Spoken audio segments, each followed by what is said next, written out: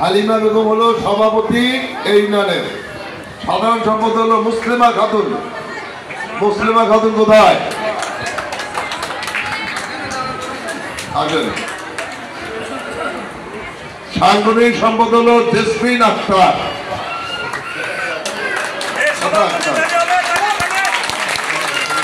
এই তিনজন মিলে তারা এই ইউনিয়ন কমিটি গঠন করবেন এবং 9টি ওয়ার্ড কমিটি গঠন করবেন।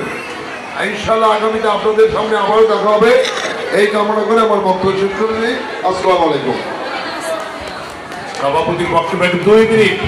আমাদের যে সন্তানরা সেদিনকে যে প্লেন দুর্ঘটনায় নিহত হয়েছে এবং 24শে গণ-অভ্যুত্থানে যারা শহীদ হয়েছেন তাদের জন্য আমি সংক্ষিপ্তভাবে 2 মিনিটের মধ্যে একটি দোয়া হবে, আপনারা সবাই দোয়ায় অংশগ্রহণ করবেন।